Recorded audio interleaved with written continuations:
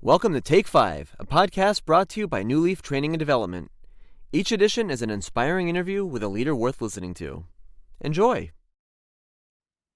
Hey, I'm Paul Butler. I'm one of the client partners at Newleaf Training and Development, and I'm so delighted to be joined today by Luis Garibay, who is the Director of Economic and Community Development at the City of Palmdale. Luis, can you believe it? For 18 years here at Newleaf, we've focused on our core purpose of simply helping people and organizations better manage themselves, lead others, and grow business acumen. I just wondered, what are your recommended best practices to help people and organizations be their best? But please do start, though, by telling us a little bit more about your organization, what you do, and who you serve. So over to you, Luis, and I'll wrap it up when you're done. Perfect. Thank you so much, Paul. And thank you for the opportunity to be part of this Take 5 program. As you mentioned, I'm the Director of Economic and Community Development for a community called Palmdale, California. We're located about an hour northeast of Los Angeles, a population of about 170,000 people, home to a lot of aerospace and a lot of new development up in the northern LA County area.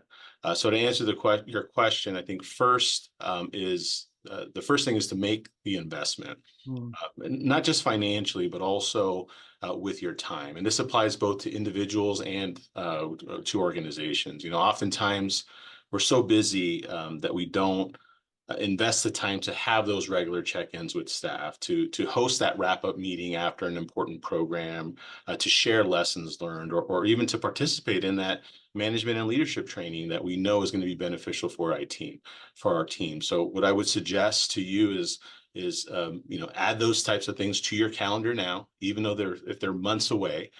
And I think most importantly is don't cancel. You know, it's so easy to postpone or reschedule or cancel something because something more important comes up.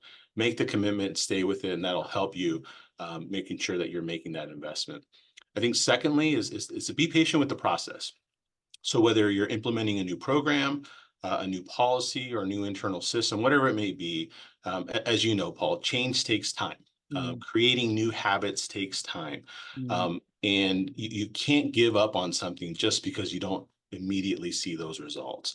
So not only be fully invested in what you're doing and making that change, but then also allow enough time for those things to be implemented so that you can truly see whether or not something is working or it's not.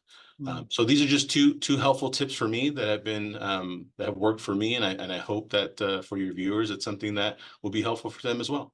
Brilliant. I love that, Luis. That short and clear explanation about making the investment and then obviously tracking the progress.